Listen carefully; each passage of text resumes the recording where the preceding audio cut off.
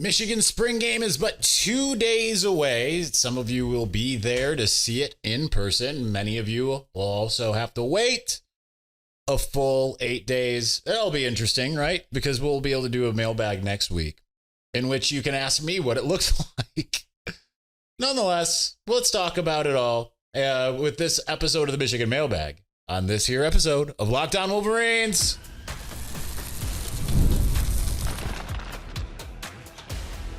You are Locked On Wolverines, your daily podcast on the Michigan Wolverines, part of the Locked On Podcast Network, your team every day. Happy Thursday. We are back and doing it. Locked On Wolverines podcast, part of the Locked On Podcast Network, where it's your team every day. I'm your man on the ground, Isaiah Hole, publisher of Wolverines Wire through USA Today Sports Media Group. Thanks to everyone that tuned in yesterday to Jake Butt showing up on the show. I don't, apparently a lot of you who have watched the show have not been watching it going back to 2021 because he was a regular. We were the first show for Jake Butt. Like that's how he got his start, was in doing broadcast stuff, was mixture of Locked On Wolverines and then extracurricular stuff he and I were doing. Nonetheless, so for those who in the comments who thought it was very clever to come up with the name The Butthole Podcast, listen, we've already done that. We did it. Y'all didn't like it when I actually when I mentioned it live on air one time. Actually, it was him. He started it. He called it that, and I was like, "We're doing it." And all the comments were like, "How dare you?" Get in the mailbag. I don't have time for this. Got so many questions. We're gonna get right to it with the leaders and best. James Crudup at James Crudup 6. Do you think Michigan seemingly not showing much effort in retaining or giving a raise to Sean Magee will hurt in the long run if and when he leaves? Do you think they should be more proactive here in expanding the recruiting department? I mean, the recruiting department's expanding great. Like, that's building out in a way that's really important. I do think that Michigan needs to be more aggressive in making sure that Sean Magee is retained.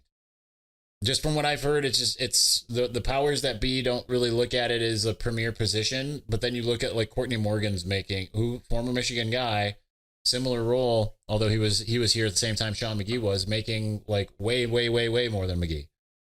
They've got to figure it out. They need to make sure that they put in an effort. Here's the thing: is I'm sure Sharon is, but like he's not the guy that holds the purse strings. So I don't know. We'll see what happens. But it's not just it really isn't just the money. That's the thing. Magee and Navy, right? Like that's his alma mater. That's his dream job, being the AD there. So he could be offered like quadruple what he's making now, and he might still say no, right? Because it would be like for a lot of you, if you got to go and do football things at another school and then Michigan comes calling, you'd look at it and be like, well, I'm going to Michigan. Doesn't even matter if they're paying me less, right? That's how that would go. All right, we're missing a bunch of people. I temporarily promoted 2 people to the leaders and best, just FYI. Let's go with Jimmy Whitner at Jimmy Whitner 1. What positions are we looking at the most during the spring game? Offensive line, wide receiver. And quarterback, obviously. We want to see Bryce Underwood. It's that.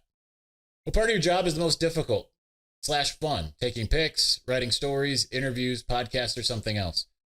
I mean, all of them can be fun and all of them can be difficult at the same time. I have days where taking pictures kind of sucks. It's just like I can't, you just have off days where it's like I can't get anything in focus. Like the Ohio State game, it was so cold, my camera just would not focus on anything. Spring game is going to be it's not, I'm not looking forward to it because I dropped my lens at the bowl game and it likes to take itself out of focus really, really quickly. So I don't think that's going to be a lot of fun. It just kind of varies. It's just like any job, right? Like no matter how much you love the job, at some point it's going to feel like a job.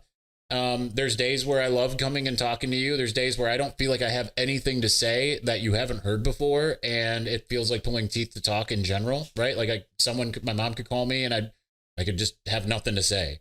Right. And then I have to talk for a half hour, but then there's days where it's like, I'm a little chatterbox. I've got lots of things to say. I got things to do. I got places to be. Sorry, that's my little Jeffrey Dean Morgan impression. That's what the places to be part.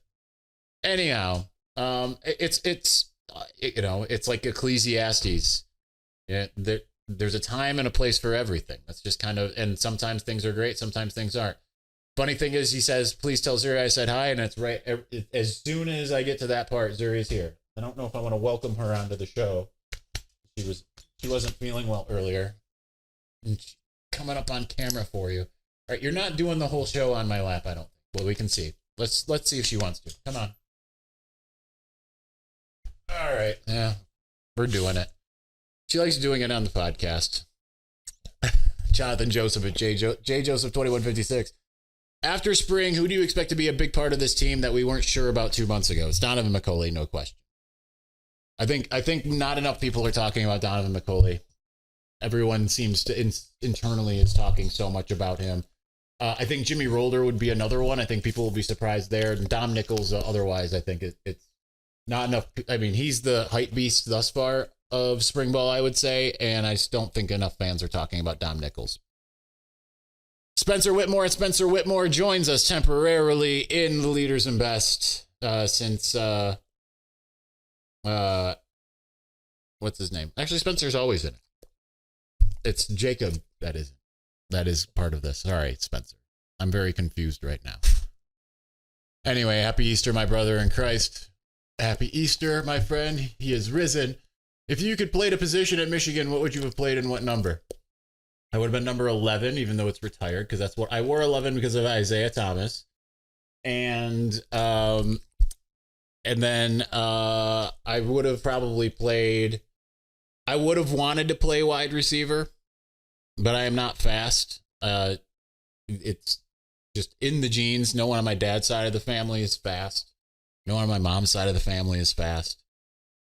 But I probably would have been more of like a tight end, to be honest. Like I can do the blocky thing. I could be a short tight end, right? Like Eli Owens is like my height, right? So that's what that would be. Maybe I could be a linebacker, but again, you'd want faster than me. Jacob Shavoria at Shavoria, finishing us out in segment 1. If you could choose Lee Corso's replacement on College Game Day, who would it be? And I mean, he's already there. It's Nick Saban, easily. Otherwise, you know, I would look at I don't know who else would who Steve Spurrier would be interesting. I could say Steve Spurrier. He also asked, do you respect Pete Thamel? In some ways, yes, and in others, no. And sometimes I think he does good work. I thought with the way everything was handled with the Michigan stuff, you know, there's just a lot of hearsay and no confirmations of things and a lot of painting a narrative rather than actually getting the facts. But you know, he thought he had him.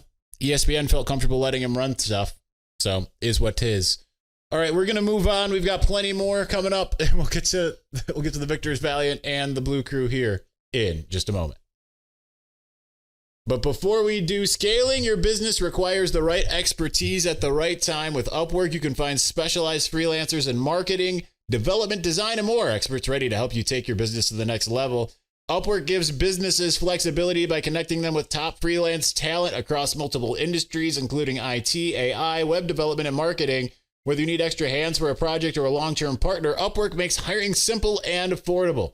Finding the right talent, well, guess what? They've got you covered. If you need help with a marketing campaign, Upwork can connect you with a freelance expert who delivered excellent, incredible results. Posting a job is free and simple, and within a day, multiple qualified candidates to choose from. Instead of hiring full-time, Upwork helps you find affordable top-tier freelancers to scale the business efficiently. Visit Upwork.com right now and post your job for free. That's UPWORK.com, Upwork.com, to connect with top talent and grow your business today.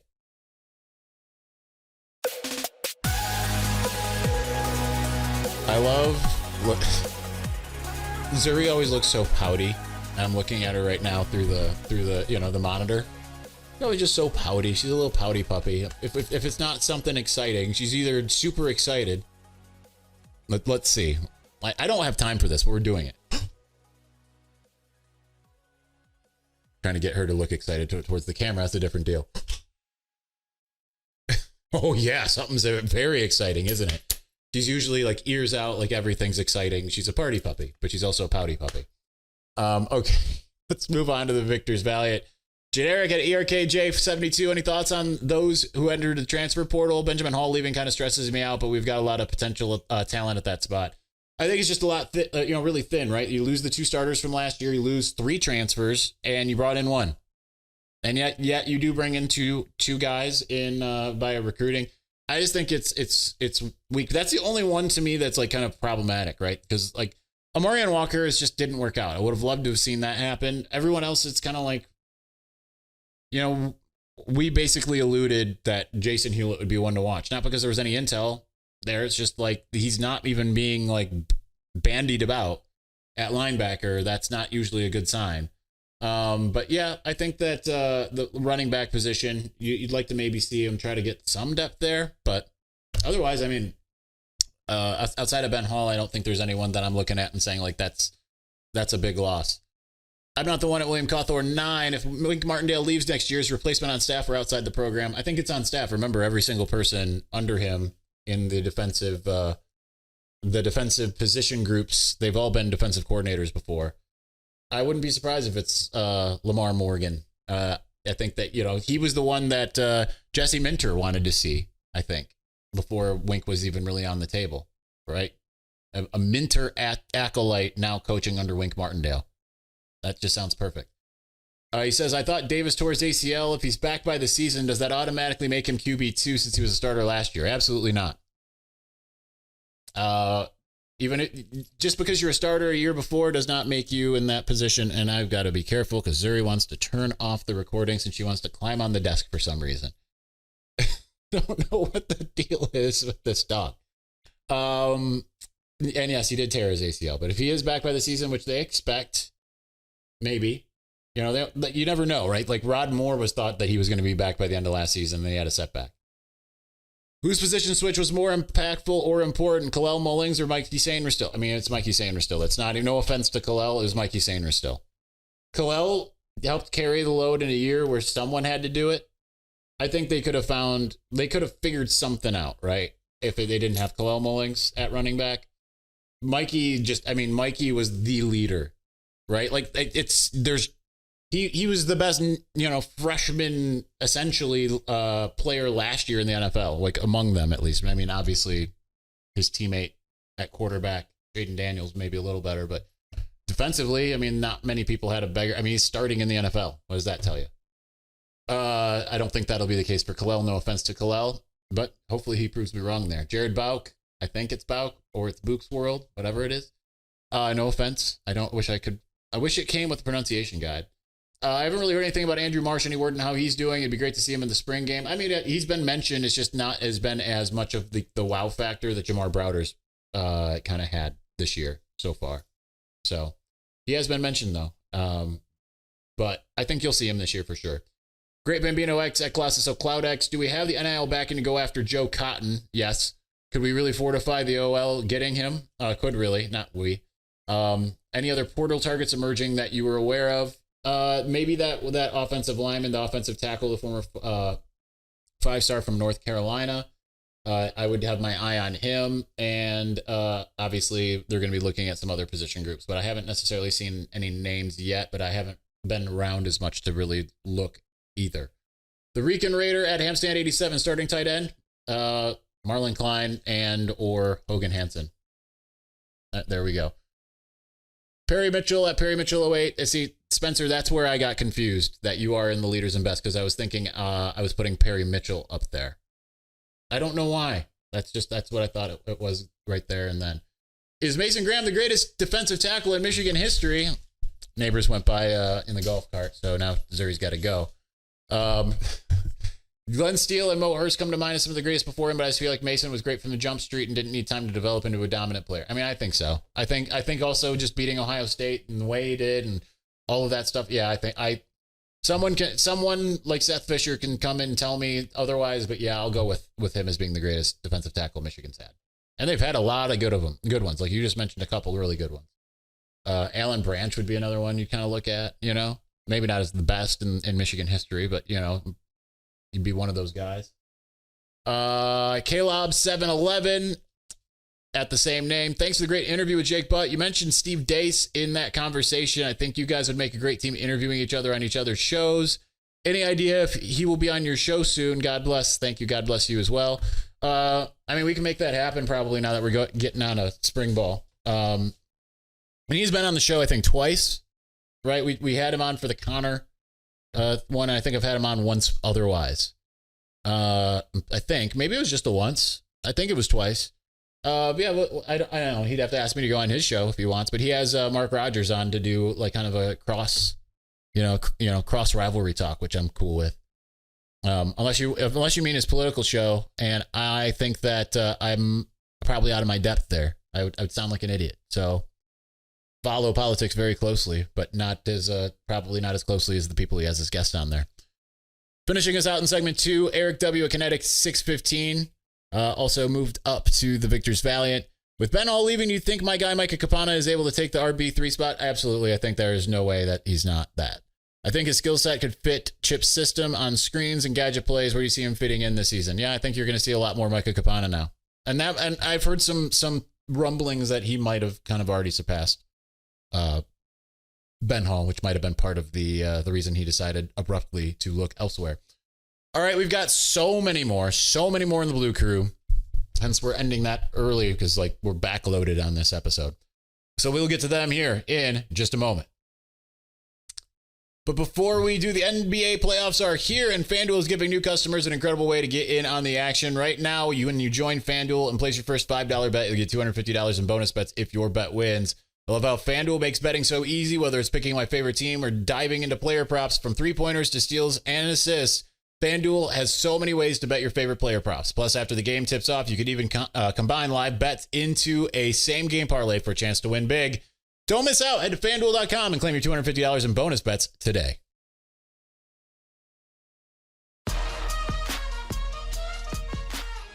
All right, I thought this was appropriate starting off the Blue Crew with Blue Crew at BlueCrew_MI. Who are the key portal targets to round out the class, and are they willing to keep spending? Yeah, willing to keep spending, yes, to a degree, right? They're not going to overspend for somebody. I would say those two offensive linemen I mentioned, I'm not sure outside of that at this point, right? Keep your eyes open, right? Not everyone that you expect to be in the portal or they expect to be in the portal is in the portal. I don't know all those names. I will probably have a much better idea on Saturday. Probably. We'll see. Pistons Famo at Pistons Famo. Does Bryce look like he's eaten too many cheeseburgers in person? No. I think that that's just what happens when you're seeing wide angle lenses. You know, they say the camera adds 10 pounds. I mean, it's kind of true. I can look in the mirror before I do one of these shows and be like, all right, I really look like I've lost weight. I look really good. And then I watch the show as I'm editing and I'm like, I look no different. I look like I lost no weight. So I really wouldn't.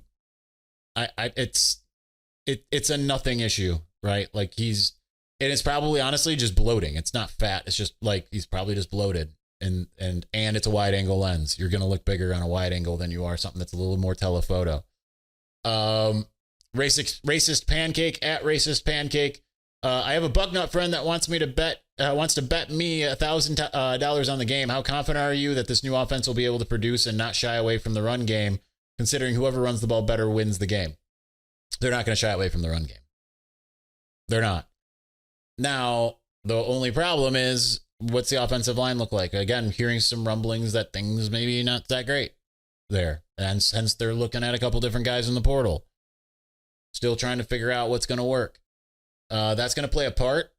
Might also just be that they're going up against, they might not like what they see, but they're going up against a really good defensive front in spring ball as well. Maybe when they're playing against other teams, it'll be fine. It's a lot of money. Do what you want. I'm not going to tell you either way. J McGee at Yoastmeister. Do they have a legit punter going into the season since they lost their starter? It seems like, I think they're going to keep their eyes open in the portal. If they need to run with Hudson Hollenbeck, they will. He did fine in the bowl game. Rugged Wolverine at Rugged Wolverine. What can we expect from our offensive line this year? Your guess is as good as mine, man. It just, the fact that they're still looking at portal guys, that kind of tells you what you need to know. So, kind of still waiting and seeing. John Fine at John Fine 2. What is Ohio State's excuse for losing the game in 2025? Lost a lot of their defense. Lost their coaches. Just lost. German at A German 058. Who's going to win the Most Improved Player award for Michigan this season? Jaishawn Barham. He was pretty good by the end of the year, but I think he's going to look like what we thought he was going to look like last year. Now he knows the defense. He knows what he's supposed to do. He doesn't have to overplay. On the other side, assuming he gets that opportunity, Evan Link, I think he will get that opportunity. Even if they go get someone else, I think Evan Link's he's going to step his game up. I think that's the type of competition that's needed, honestly. LSU's hurt feelings at Mumps 08. When's the hammer coming? LOL. OSU and MSU accounts have told me to wait. I've been waiting. I mean, okay, they still have to get through the process and all, right? But like, I don't need to talk about it. They're just delusional. When you can know they're delusional when they started tying Matt Weiss to all of this and started talking about things that just are just so fanciful. You know, these gambling rings and Michigan having Ohio State's practice tape. And, you know, that's why it's just tune it out. There's no point in it. Chad Holbrook also asks NOA update. There's no update as of current. Wolverine Warrior at Wolverine Champ 1. What do you make of Andrew Babalola being picked first in the spring game draft? I take it that means that they're probably looking to see some of the young guys a little bit more than the guys that they know about, right? So they picked, like, they recognize, because you have to keep in mind the format. They're not going to just be like, all right, number one pick, guy who's going to play one series. You know what I mean? It's, you know, a guy like last year or 2 years ago, whatever, like Donovan Edwards, Blake Corum, like they were going to play, you know, one series and that was it. So that's not going to be it. You can expect that Andrew Babalola is good from what they've seen and is going to play a lot. So that's what it tells me in the spring game, at least. Junior Frazier at Junior Wolverine 4. How much will we see Law and Order together in the backfield? At the same time, I don't think you're necessarily going to see that. I think that was more of something that you'd have seen in the last couple of regimes, especially because it was more thought of as like Donovan can catch the ball. Like he's a really good, you know, at catching the football and making something happen. And then Michigan just decided we're just not going to use him like that. I still don't get it. I do not understand it whatsoever. For those who don't know what I'm talking about, Law and Order is Justice Haynes and Jordan Marshall. Get it? Justice and Marshall. Love it. Marshall. Wolverine Jack at Wolverine 4 Life 1. Is there any interesting cornerbacks in the spring portal? I haven't heard anything yet. I think that they'd absolutely probably need to add someone as far as depth is concerned. I think they're mostly happy with what they have. People are sleeping on Caleb Anderson because, like, Lamar Morgan flat out said, like, he's a guy that we would like to be starting by the end of the year. And they said we're hoping he has that Josh Wallace, Amir Hall track, and we think he can. So Zeke at Zeke Bprint, Zeke from Blueprint, that is. What position group has a bigger drop off due to the offense, tight end or running back? Honestly, like neither. Like the tight ends are going to be very prevalent in the offense, and running the football is going to be very prevalent in the offense. Just because there's going to be a little bit of a mentality shift, like, yeah, will they throw the football a little bit more? Yeah, but like Amari and Hampton in North Carolina ran more than Michigan did last year when Michigan was a, quote, running team with an inability to pass the football. Tight end, they're just going to have more opportunities to actually catch the ball in this offense instead of just being blockers, I think. Jew at I_JUU6. Seems like we need a punter, corner depth, another tackle, one or two wide receivers in the portal. Fair. I mean, I won't argue with that. Corner depth is important. Another tackle, yeah. Punter, I'm a little negligible on that, but they obviously need one, and yeah, I think they'll get another wide out. I don't think it, based off of what I'm hearing from spring, that might not be as dire to get one or two more wide outs. Before I thought like they're definitely finding two. Now I'm like, man, they might just get one, you know, depending on who it is. Gbeat at Gbeat 1124. With only having two healthy quarterbacks currently, will they be playing the entire spring game, or are there some walk-ons or practice squad types that we've either never heard of or forgotten about that'll play some QB this weekend? They did recently say Zavada can throw. I think it's going to be those two. Who else do they have? Chase Herbstreit's not here yet. Davis Warren and Mikey Keene are injured. That's your quarterback room. Unless, I guess there could be a walk-on we haven't heard of. But, like, I look at the roster. Let's see. Okay, this is an old roster. That or I forgot to delete Jaden Denegal. Is this an old? It says spring roster. Spring roster 2025. I don't know why. Hold on. Let me do this. I don't think it's saved correctly. There we go. I think now we're right. Are we? Okay, yeah. Shamari Earls, I see him there. I'm trying to see. There's no, I mean, Kendrick Bell could also. Or, Mikey B. He's been around the building. Miss him so much. I miss Mikey B. Mike B, not Mikey B. Yeah, that's it as far as quarterbacks that's listed on the roster. Okay. Where are we at time-wise? All right, we've still got some time. Justin Rambron at J Rambron. Hey, Isaiah, happy Thursday. Do you have any intel on our GM situation? No, just that it's his dream job. Whatever. Are we still taking a hit? Are we taking a hit somewhat on NIL, and how's that affecting the current recruiting cycle? I don't really know at this point, to be honest. I don't want to pretend like I do. I don't really know, to be honest. I'll know more probably when I get a chance to talk to some people, I think, at the spring game, I would assume. Austin Carr at Austin_Carr99. Thoughts on the tight end room? First year in a few years where it doesn't feel like it's solidified. Shout out to Colston for that.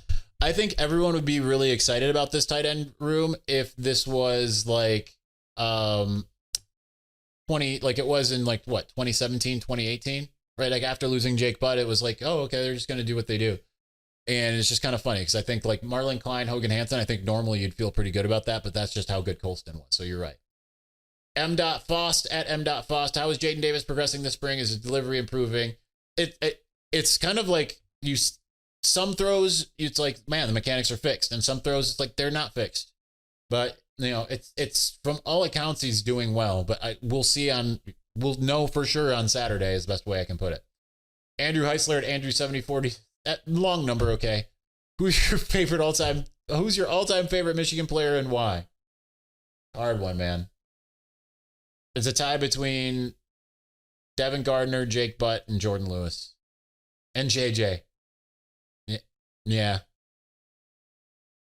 Why? I mean, Devin kind of, put the team on his back, kind of fought through a lot of adversity and, played even when things were tough. Jake, just because he's Jake and become such a good friend. JD, because I just liked his attitude, and he was fun. And JJ, because he's JJ.